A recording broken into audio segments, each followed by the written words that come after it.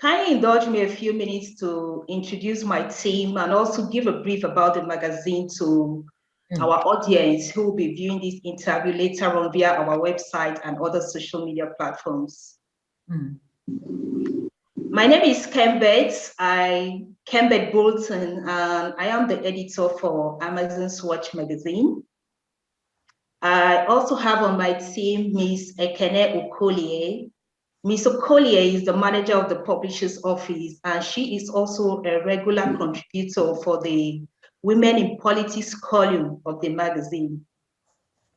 Also with me is a young man. I like to describe him as a he for she because he's very passionate about women issues. He writes on a daily basis for the magazine and also is in charge of all our social media platforms, and that is Mr. Alkali Amana. So we are all delighted to meet you, man. You're welcome to Amazon's Watch magazine. Thank you very much. Pleased to meet you. Thank you. Same here. So I'd like to give a little brief about the magazine for the purpose of our viewers who will be watching this interview later on via our social media platforms. The Amazon's Watch magazine is published by the African Leadership UK Limited, and the magazine was born out of the desire to highlight the giant strides of women from emerging nations.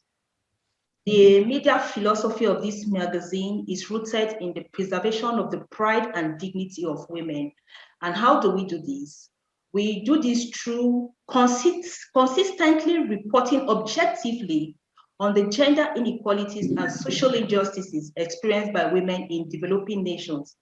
And at the same time, we profile the amazing achievements of Amazons for the purpose of reference, duplication, and inspiration to the next generation of women leaders. And it is for this later purpose that we have today with us the Vice-Chancellor of the University of Cape Town, Professor Mamokgethi Phakeng. You're welcome again, Madam. Thank you very much. So I'd like to read a little bit of your profile to our viewers. Professor Mamokgethi Phakeng is a renowned mathematician. She holds a PhD in mathematics education from the University of Witwatersrand. She is a highly regarded B1 NRF-rated scientist. I had to look that up, and if you all do, you will understand how important our guest today is. She has over 80 research papers and 5 edited volumes published. She has been invited to deliver over 40 keynote plenary talks at international conferences and also as a visiting professor in universities around the world. And I think at this juncture, I should also mention that we are honored to be having Professor Phakeng as one of our guest speakers at the upcoming Africa Power Women Conference that is built to hold on the 13th of August, both virtually and also physically in Accra, Ghana. So if you are not yet registered for that event, this might be your chance. Professor Phakeng has won numerous awards for her research and community work and is a member of the board of the Oprah Winfrey Leadership Academy for Girls. She's also a trustee of the First Round Foundation and the South African Student Solidarity Foundation for Education.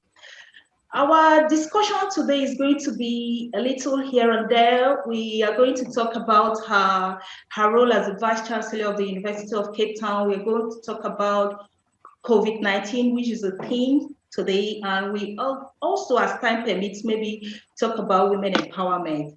So you are welcome again, ma'am. And if you are ready, let's take it away.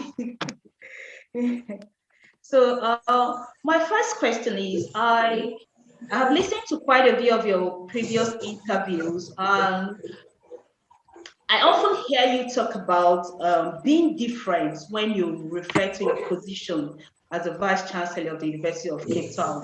You once described yourself as a square peg in a round hole. So I want to understand what makes this difference? Is it just about the color thing, you being a Black woman, or is it the gender thing, or just what you represent as a person? So thank you very much for inviting me. You know, as humans, we are not just one thing. So I'm not just my race, I'm not just my gender, I'm not my qualification, I'm not just my my position. So we are a whole lot of things. And when I look what surprises me, I've always thought I'm okay. I'm just like anyone else. But as I went up the ladder, it became clear how different am I. I actually believe that I'm a disruption to the space of university leadership. And it is not a bad disruption. Disruption is not always bad. Sometimes we get out of our comfort zone because of the disruption. And the difference that I am, not just the difference that I bring, the difference that I am is that it's even from the beginning, just a simple thing as I don't have to think or to plan or to strategize, to just sit on a bench on campus. Like yesterday, I was there on campus and taking pictures with the graduating students. And whilst I waited, I sat on the stairs, and one of the senior professors came and said, "Wow, it is very unusual to see a vice-chancellor do this." And then I said, "What?" He said, "Just sitting down on the stairs of the Great Hall, okay, of Asara Bartman Hall." And I said, "Wow, but vice-chancellors do." He said, "Vice-chancellors don't do that.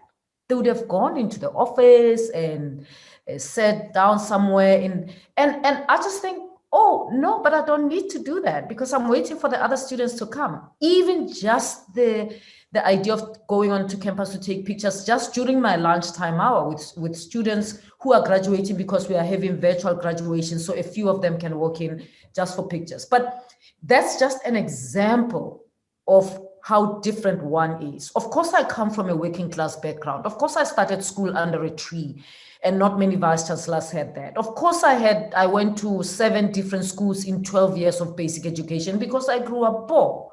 But I'm not just those things. Of course, I might be the first Black woman PhD in mathematics education, but there's also the thing about my values.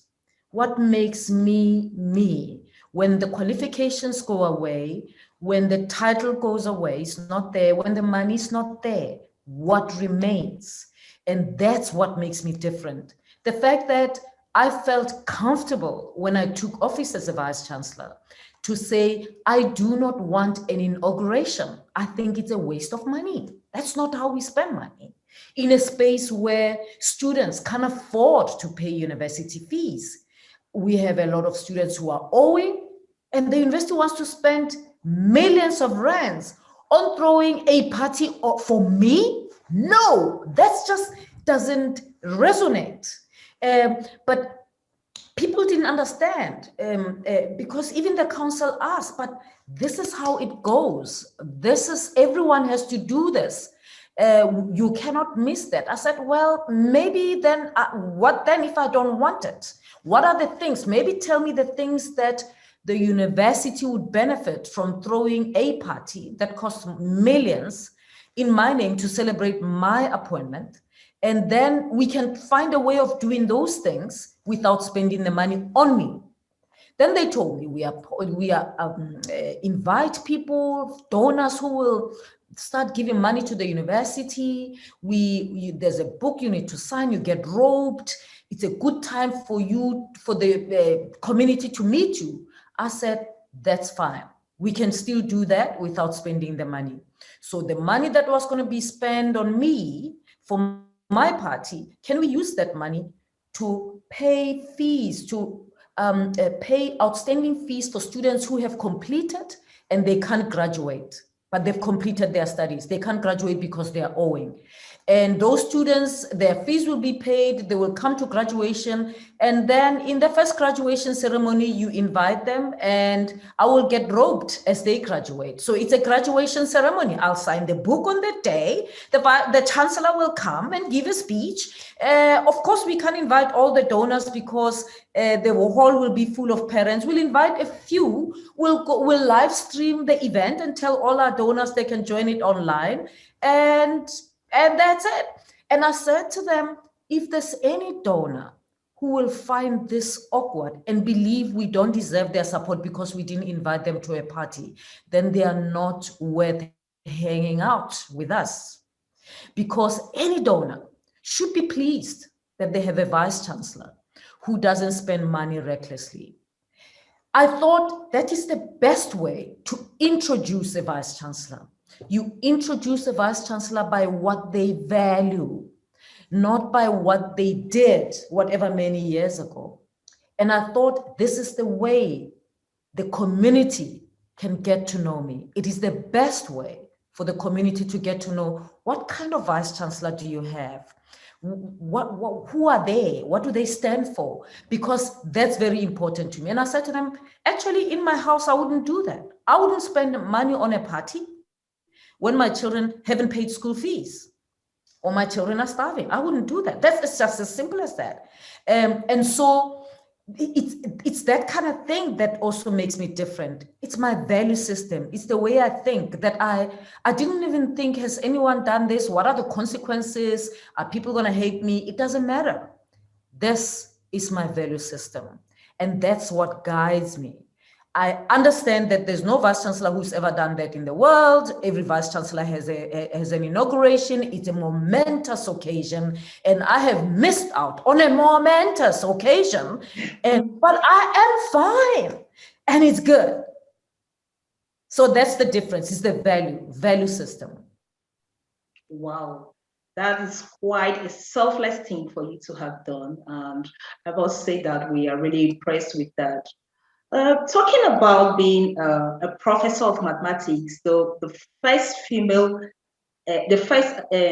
African professor of mathematics.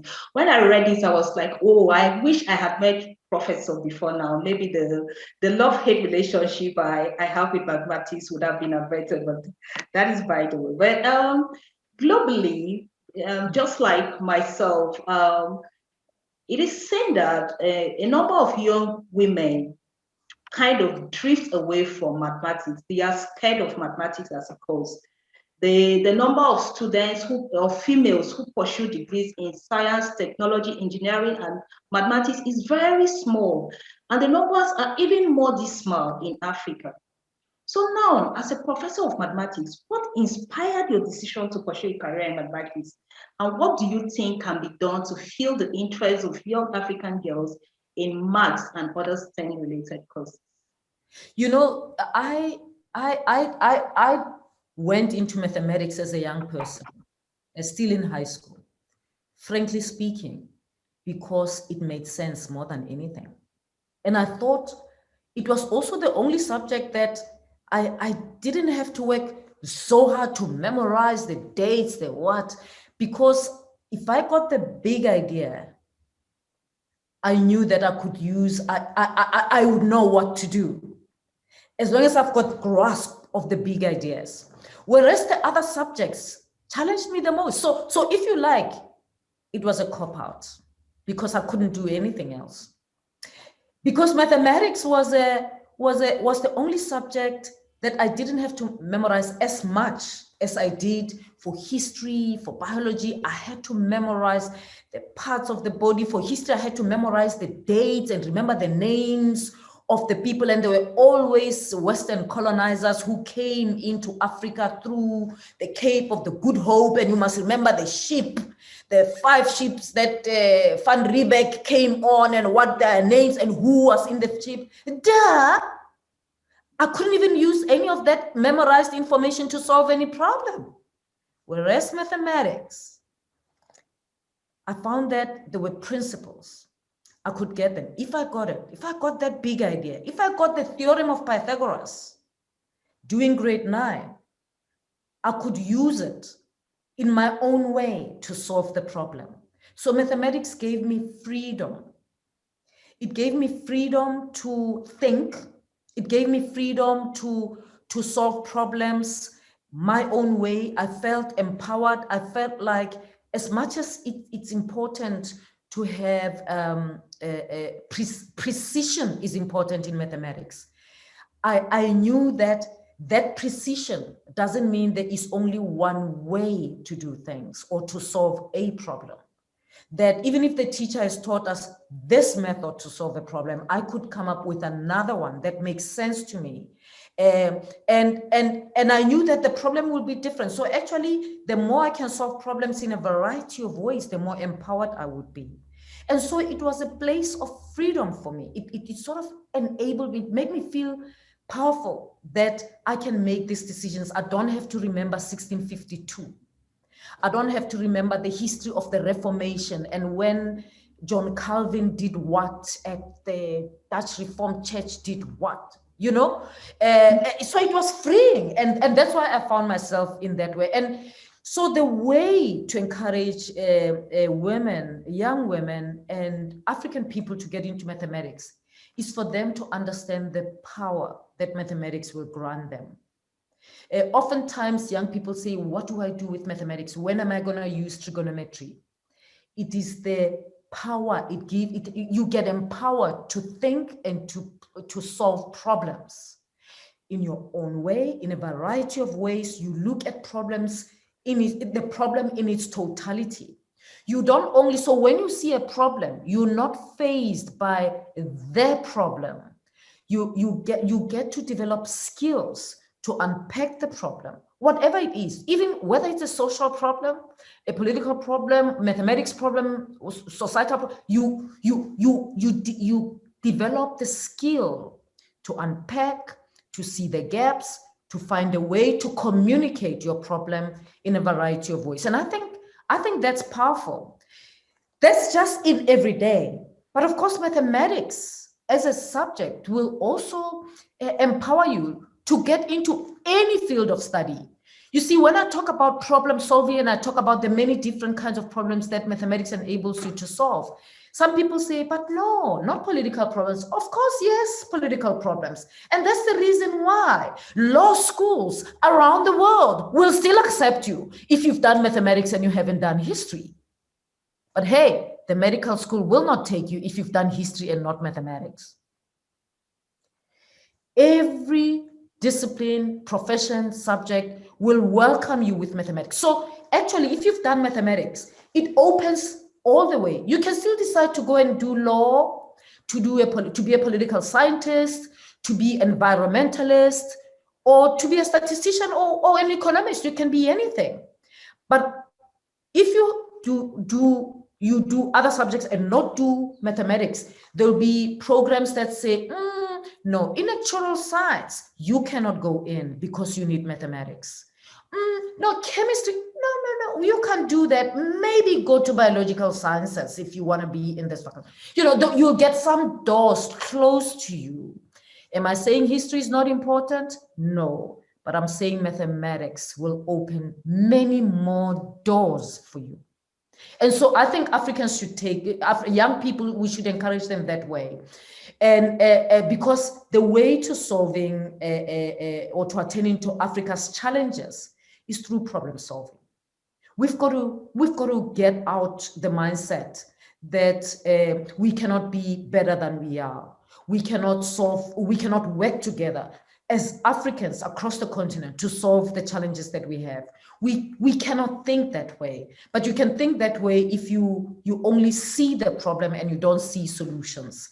And so anyone out there who has studied mathematics, let's encourage more people to study mathematics. If you haven't studied mathematics, please don't talk about how bad you were at mathematics. If you don't have anything good to say about mathematics, don't say anything at all. Because we don't know whether you were good at gardening, maybe not. So that's the best way, because the less our young people hear about, the more people who can do mathematics, the more they'll feel, oh, I can do it too, because they don't know. I mean, many young people don't know how good I was in English or sewing even. They don't know. And so they don't think about, I don't stand up and say to them I was bad at geography. They don't know. And so they don't think about geography as, oh, it's difficult because Prof could do it. And look, she's Prof now. So I say to CEOs of companies, leaders, and I say, you know, don't say anything about mathematics if you've got nothing good to say. You only talk about mathematics if it's something good. If it's not good, Just like you don't say anything about geography, don't say anything, nobody will ask you. Because you're successful. Everybody will assume you've done it, and that's okay. Everybody assumes that I passed geography, and that's okay, even if I didn't do it. Do you see what I mean? I didn't do accounting, I didn't do economics, but young people think I did well in it. Why? Because I'm a leader. And they think that way about any leader. So I think that's the way to build a positive attitude of our young people and Africans towards mathematics. They've got to know that we as Africans can do it, and it can help solve our problems. Wow. This is the most realistic explanation of the application of mathematics I have ever listened to. Thank you so much, Professor. Now, let's talk about COVID-19 a bit. COVID came and disrupted a lot of sectors, including the academia, of course. It, however, seems that the University of Cape Town was long prepared, because I found out that online learning had been a thing even before the lockdown. Yeah. How would you rate the performance of students when juxtaposed with classroom learning? You know, whilst we were already online, doing work online to support our students' learning, we were not assessing online. So our students saw online assessment for the first time in 2020. And truly speaking, I mean, we did very well in 2020. And of course, even our academics had not done assessment online as a mainstream. So they were doing it for the first time in 2020. And so the 2020, in terms of online assessment, was a huge learning curve. In terms of online teaching, we were much more ready, and that's why we could kick into action. And so our students performed very well. I mean, they did very well. We did an analysis, but of course, we are also looking at, did they do well because we're lenient? Did they do well because we supported them? Did they do well because the student collusion? As you know, there are websites that students can send work whilst they write a test or an exam to get them to do that. So we've become wiser. Of course, when we marked, we looked at that. Which courses looked like there was student collusion, all right? And those courses, we had to make students rewrite, okay, when they came back this year. And we have learned much from last year, and this year, students are back to writing online exams. We've got online proctoring. We're using software to invigilate students. It's expensive, but it's very worthwhile because it maintains the integrity of our exams. Students, of course, in terms of learning, I mean, usually assessment, examination is not always, doesn't always tell us everything about what the students learn. It tells us one story about what the students have learned. And so the students' performance told us one thing that they've learned. The students themselves also tell us what they have learned qualitatively, that they have learned independence, thinking more, looking for resources online, working with others, things that they wouldn't have done if they were face-to-face. They still want the human connection, but they now see the value of being online much more than they did before COVID.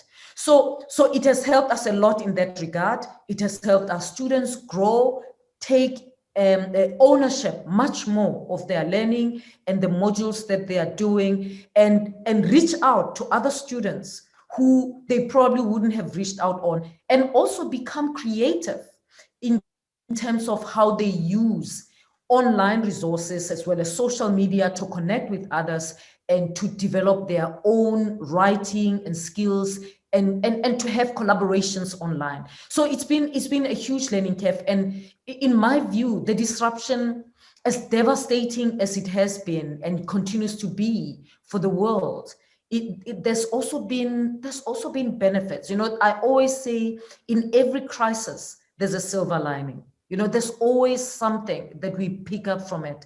So we've grown from the disruption, and we will definitely be better for it a few years later. We keep growing from the crisis as we suffer the pain of the crisis. We keep growing from it, and I'm sure we'll be better as a university. And I think the higher education sector will also be better for it many years from now.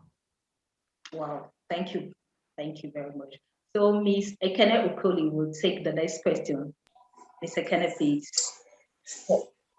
Okay, thank you very much, Candace. Good morning, Professor. Wow, you are a disruption. That is super amazing. And permit me to begin by saying that you look amazing, you look stunning. I remember, I studied engineering. And sometimes when people see you and they say, "Whoa, you studied engineering," there's a look. People expect you to have a particular look when you study particular courses. So when they said we were meeting a professor of mathematics, I'm sorry, but from when I saw you, no, you look super amazing. Thank you so much. I'm sorry I had to say that. And your personal brand and your core values, that is truly inspirational. I believe that the young girls who will be watching this video after the interview will truly be inspired by the words that you have spoken to us this morning. I just needed to say that. My question now to you, Professor Okoli, that in a recent UNDP analysis revealed that Africa's recovery from the COVID-19 pandemic is under threat as women are excluded from decision-making roles. How do you view this caution, and what are the necessary steps you think Africa should take as a remedy to the problem? It's a real problem, and COVID actually highlighted this problem that existed before COVID, and I think that problem is rooted in the patriarchal nature of our society, particularly in Africa, because women got left out from decision making and many other things. I mean, even research publications show that there's fewer publications by women, and the issue is that the lockdown happened in many countries, and women did not only have to take care of do their work, they had to continue doing the homework, the work in the house, teach their children. I mean, if you have 2-year-old, 3-year-old, 7-year-old, 16-year-old, 12-year, suddenly you are the teacher at home, in addition to doing other things. Whereas in many homes, men continued to do their work and expected to be served lunch, to be dinner to be ready, and many of the women, the usual help they normally procure, ask people to come and help them at home, wasn't accessible because some of those people come in and out on a daily basis. And so when the lockdown happened, they stayed in their homes. And so women were left to their own devices. And so I think the way to solve that problem, we have to attend to the patriarchal nature of our society. The idea that some tasks in the home are only suitable for women. The idea that women are not in spaces where they have to make decisions, or even the idea that men get into a meeting, even if there's only 2 of us or 3 of us women who are not there and it's the lockdown, they think, oh no, there's only 3, let's continue. They've got to be bothered by the fact that there are no women, not because they're doing us a favor, but because they recognize that if you get into a boardroom that has got no women at all, the decisions that you're making are impoverished. The decisions that you make will be limited, because as humans, of course, women, we don't just bring our agenda to the job or to the task or to decision making. We bring everything else that we are. But the fact that we are women makes us see certain things in certain ways that men can't do it. And that's the value of diversity, that if we go on, men should see that gap. And so the lockdown, I think, should have been a challenge to men. And I'm hoping that the men realize what we have lost in the world by having the voice of women not there. Because it might come to hit us later, because all we have seen right now is to say women were left out in decision making. Women haven't published much during the lockdown, women, that we have seen. What we haven't seen are what are the consequences of that. My suspicion is in time to come, we may see in certain spaces the consequences of that. What does it mean? That it is mainly men who continued to do research because women, it's the lockdown, they had to do other things in society or in home. What does it mean? What does it mean in terms of what comes out of that research? What does it mean? What comes out of those decisions? So I think it's a lesson, and I hope that what we benefit as a society is that from now on, men start asking for, come on, men, we can't make decisions just us alone. Can we get at least one woman in the house to help us think? You know, it's almost the same as when you have older people only. If you have people 55 and above only in the room, in some rooms you have 60 and above in the room. There's no 30-something-year-old. Even if you have 50 and above, there's no 30-something-year-old, a young professional. My view is actually the decisions that you're making are very impoverished. They are limited because in this fast, rapidly changing world, you making decisions as 55-year-olds above, you don't know. The people you are leading today are different. They've got different attitudes, values. They live online. You probably are scared to be online. Some people old are scared to be online. You need a young person in the room who will say, what about this? What if we do this? And that might be disruptive because it might be something that you are not expecting. But we've got to develop an attitude that says, let me listen to this. Oh, this is a woman thinking. Let me listen to that. Rather than thinking, we are the leaders. This is Africa. The African man is the leader of the home and therefore the leader of the boardroom and the leader of the country and the leader of blah, blah, blah. Because in that way, we will not benefit from the diversity of people that we have in our continent.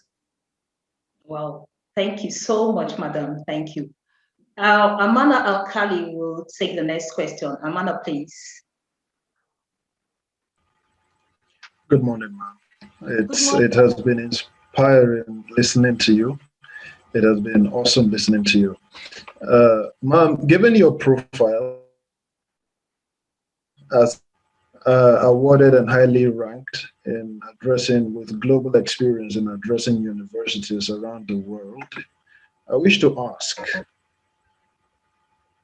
what is the value of research to education and how can this be channeled in improving the quality of education in Africa?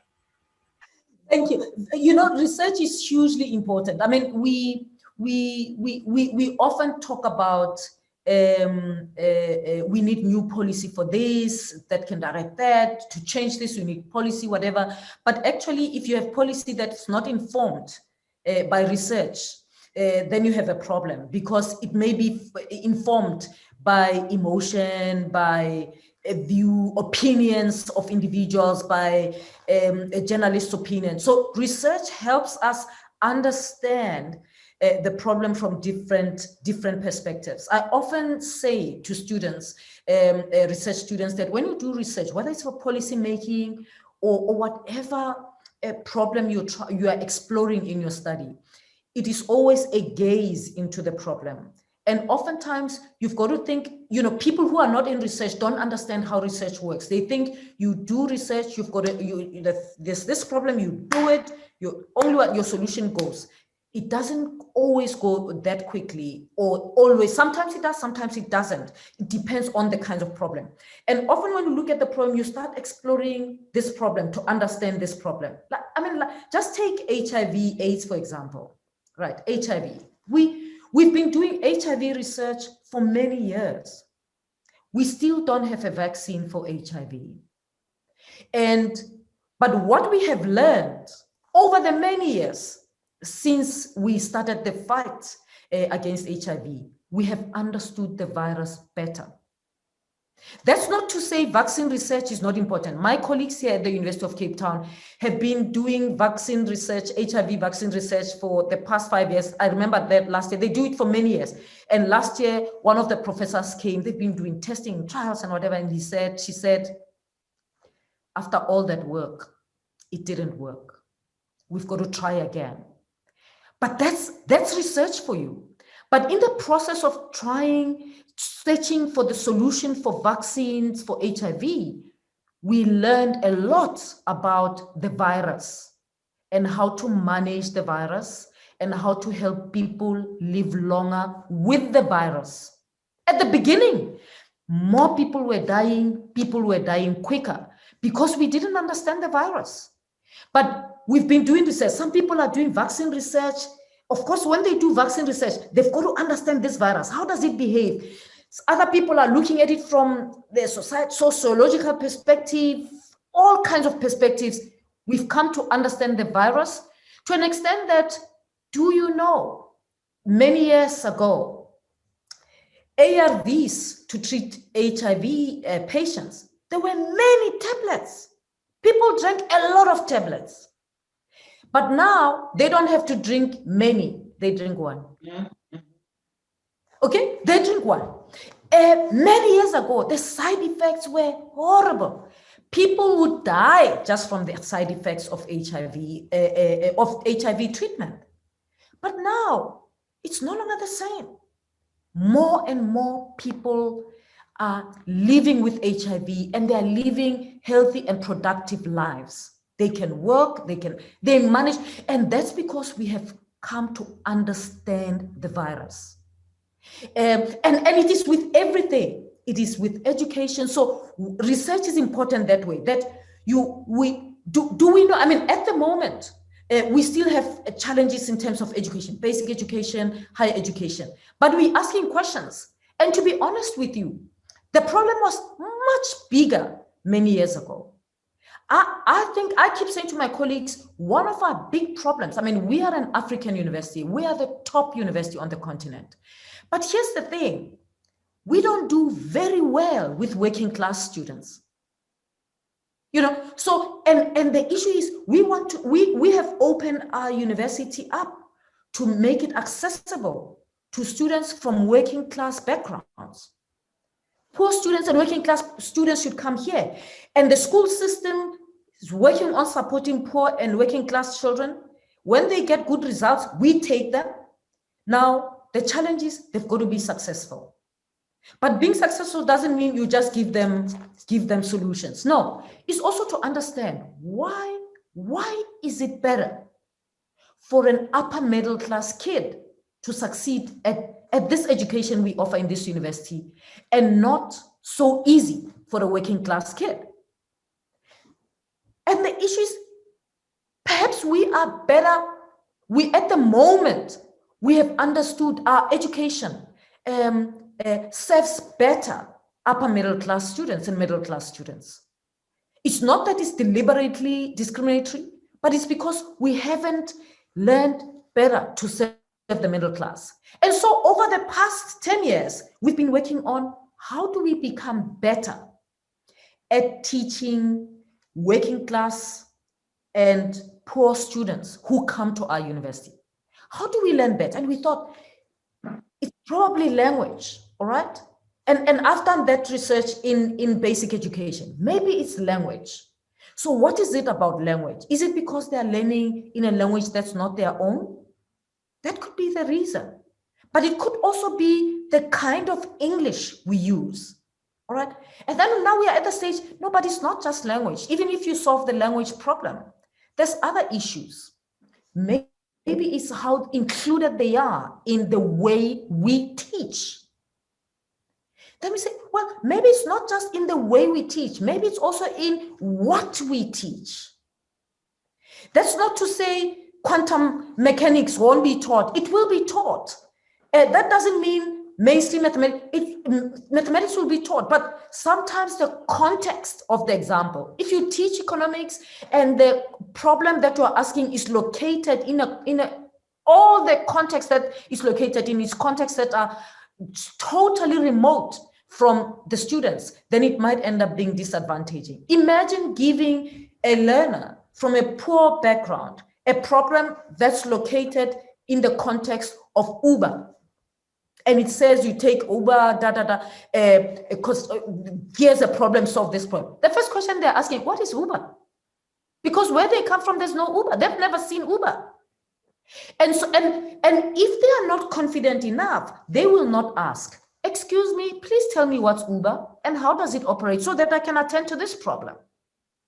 And so when I say what we teach and how we teach, I mean those things that may seem trivial at a distance. But once you look closely at the curriculum, you look closely at how we teach, you look closely at how diverse we are in the space of teaching, who teaches, then you realize actually it's possible that a working class child comes into the university and looks around and says, this is not my place. They go into the class, the accent is different.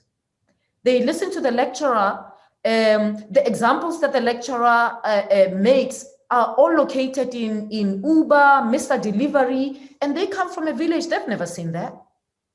And that's the first point of failing. The first point of failure in education is when you lose your intellectual confidence and you feel it's not your place.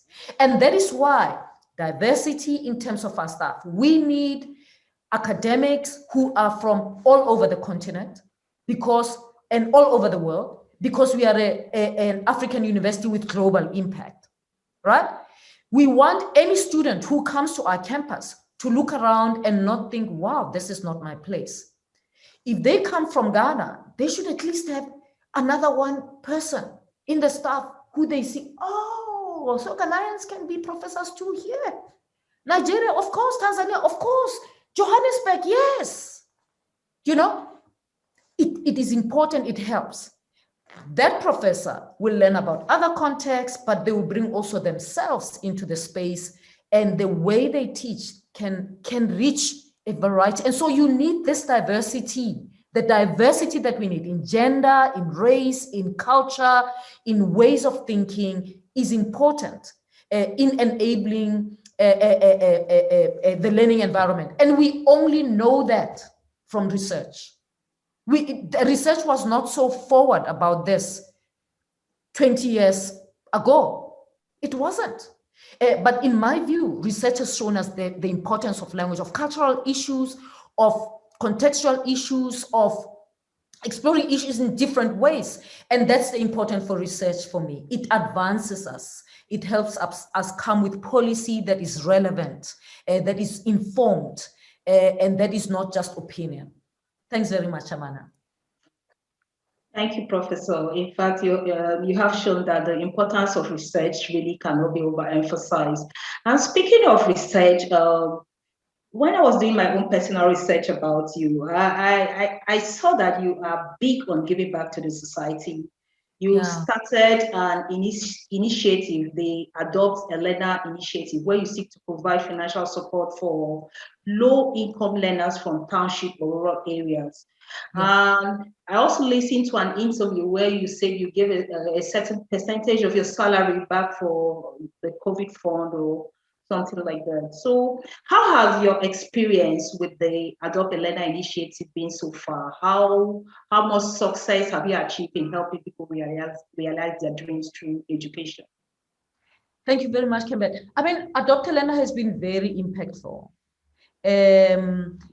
We have helped a lot of students who would otherwise have not gone to university. And I mean, there's some who are doing PhDs now in data science, in pure mathematics. Some are completing their undergraduate degrees. There's one who's doing a PhD in African languages. So that, you know, students, since we started, students have moved on. Students who come from poor backgrounds, who would otherwise have not. And some of them, by the way, it's not because they got outstanding results. I mean, how could they when they go to a poor school? I mean, if you do your schooling in a village, in an impoverished village, there is no way you're going to get distinctions, 12 distinctions. Absolutely no way. You're far away in the rural area. So with Adopt a Learner, when I started it, I said, I want the students who have potential. And you know, students who grow poor, they have potential, but they go to a bad school or a less resource school, let me say that. And so they achieve the minimum. They finish high school and the results say they can only study towards a diploma. My view is I look at where you come from.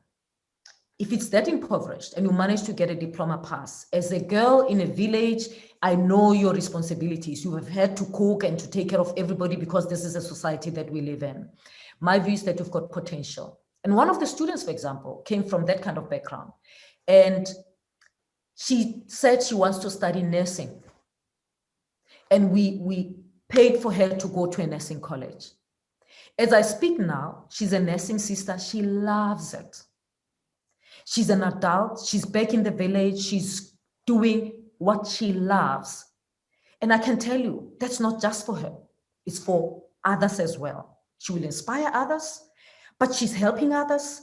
And that's important of Dr. Lena, the idea that you don't have to be, scholarships and whatever are not only for distinction students. The other thing that I did with Dr. Lena was to say, if we take you on, we will not give up on you until you get that qualification that you said you want to do. Unless you dump us, we are not dumping you. And so we go on with the students. And the reason why I did that is because I know what poverty can do.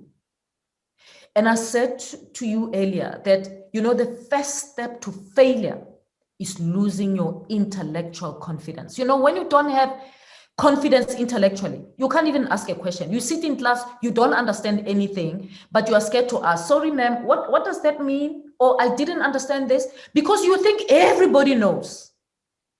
You know, poor children are the ones who speak the least often, unless they've been raised in a family maybe of parents who are extraordinary, build confidence in them, because poor families don't even have time to spend with their children.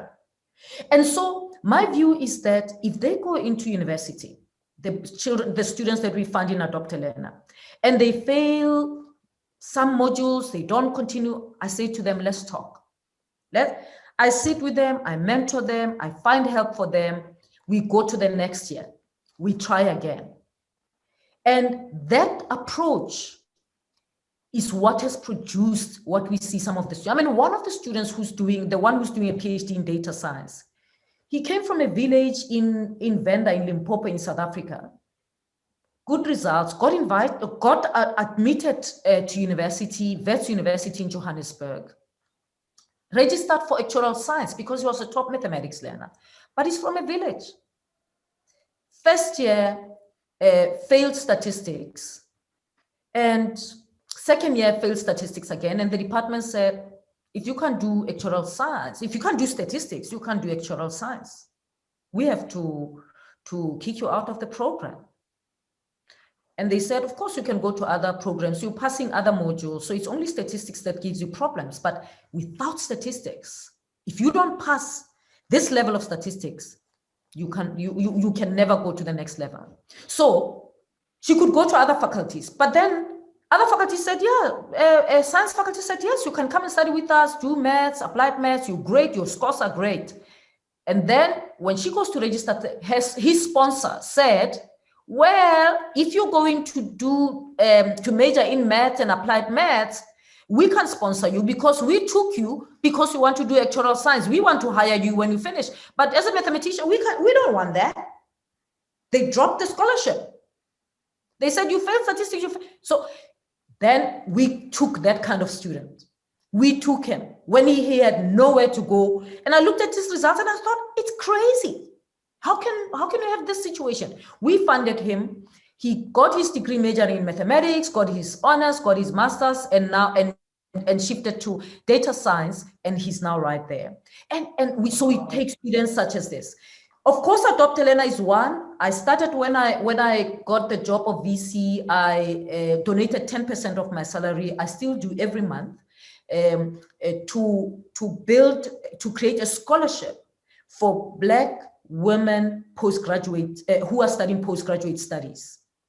And it's because Women in postgraduate studies, if they get funding, it's never enough. Some of them have children already. Some of them want to start families. Some of them, whatever. They get a scholarship. It gets up to here and not there. And I thought we've got to create a scholarship that gives them wraparound support, from tuition to residence to a monthly stipend. Everything they need, they get. The only thing we need from them is for them to get the degree. So every year, I select students. I've got a panel in the university that does that. But every month, my salary goes onto there. And when people ask me to speak, I ask them to donate to the scholarship so that I can fund more students. So I don't ask them to pay me. I ask them to donate to the scholarship. And I've just finished the 3rd year. And so far, we've got 8 students, women students. One is graduating actually next week, wow. Distinctions and so on. And then when COVID started, again, we needed a COVID fund. I'm the Vice-Chancellor. And I'm saying to staff, how can I say to staff donate when I'm not doing it? I was already giving 10% of my salary. And so I said to that 10%, I add 20%.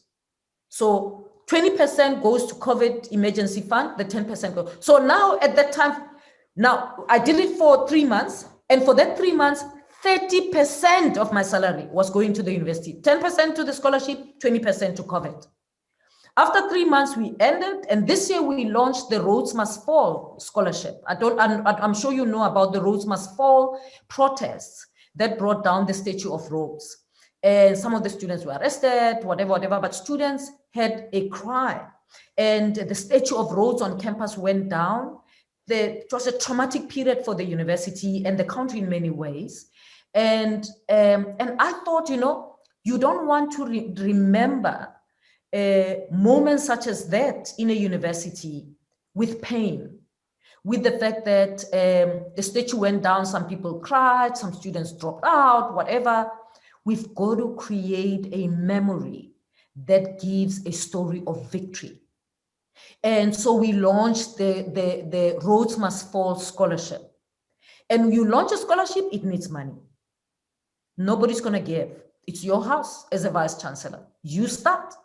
So this year I said, for as long as I'm Vice-Chancellor, now 10% goes to my scholarship, 10% goes to the Roads Must Fall scholarship. Wow. So, but my view is that that's leadership. But the second thing is that, giving is very important to me. I grew up poor. I'm here where I am because people gave for me to succeed. And there were times when people who paid for me, I didn't even know them. They were not even scholarships. Someone called to the university, looked at my results and said, we want to pay for her. I'm Mr. So-and-so, I've got this extra, I'll pay for this student. Someone made sure that I get an education. They didn't know me, but they believed in me. I think we can attend to the problems of this continent if those of us who have can help at least one person in our lifetime. We don't have to have a lot of money. When I started Adopt Elena, I've never raised money. The money comes from my pocket. I was just a lecturer. I had just gotten my PhD and I started. I didn't have a lot of money. So you don't have to have a lot of money to give. You just have to see the need. And then you share what you have with others. That's my approach to life. And that is the only way I can be comfortable. That is the only way I can enjoy my life freely, in peace. Because I don't understand how we in the world can live peacefully and comfortably when those that are around us suffer so much. Those that we lead, we can't even give. Of course, I can't help. Someone said, but you can't help everybody. The world will still have poor people. Of course, I can't. But every one person I help is good enough. Well, every one person. It's like whatever I can put in my bag, I'm going to keep doing that. Hopefully, more people will join and we can make this continent a continent of care and humanity that we are known for. Very important, very important. Thank you so much, Professor. Wow. I don't know how much. Wow. I don't know how much time we have. I know we have to let you go very soon, but please, I'll allow Amanda and Miss Ekene ask you one more question each before we let you go. One last question. Yes, I've got to go. I'm late now. Okay. Okay, let me allow Miss Ekene round up, please. Oh, wow, Professor, this has been truly mind-blowing. You know, you are definitely one of the topmost female academia in Africa. The question I'm asking now is more about work-life balance. Is this a challenge for you, and how have you been able to maintain a work-life balance? You know, I have said there is no balance. We do what we like. We do what inspires us. We do what grows us. And so, I mean, initially as a younger professional, I used to struggle. Oh, balance this time, da da da da da da. Now at this stage, I'm very clear. There's actually no balance. So I do the things I love, and unfortunately, the things I love are social. I like climbing mountains. I like jumping off roofs of my car. I love playing with my boys. And I love working. I love working, right? So wow. I've been sitting here since 5 o'clock. Every day I'm here, 5 o'clock latest. And I work until at 7 o'clock. And when I finish, they'll be waiting. And I'm gonna be sitting down and having dinner with them. So they 7:30 they'll be here to say, "Ma, let's go." And my children are older. But here's the thing: there are things that I believe I cannot compromise on, and I know that people have different things. And again, it's about my value system. 3 things come ahead of everything, not in any particular order, but maybe in order. First is my God. Second is my children. Third is my career. And I say those things are priority for me in terms of time. Those are my priority. And you know why? And the reason is that those 3 things can never leave me. Look, people have said, well, your children can leave you. Well, that's just theoretical. They will always have me in their lives, in their experiences. I'll be in their head. I'll be in their thinking, in the way they do things. I will always be there present, even if they say they don't want me anymore, because they are my children and I have nurtured them. So they either have my blood, or the ones who are adopted, they have my breath for a long time, so they can never divorce me. Husband, I love. Oh, I love husbands. I'm on number 2. But husbands can leave you, man. I'm sorry. Husbands can leave you. I know that. My first left me. I'm on the second. I'm rocking and rolling, but I'm ready. I know life. They can leave me. But my children will never. Man. So people say, but what about your husband? Of course. I'm just saying the top 3. Make peace with it. In terms of time, right? And I know it may be controversial, but for me, that's my work-life balance, because these things give me peace. They make me happy. And of course, I mean, I'm a social person, so I love playing. If you follow me on social media, you'll see that when I play, people think I never work. When I work, they think I never play. But actually, I do all of them big.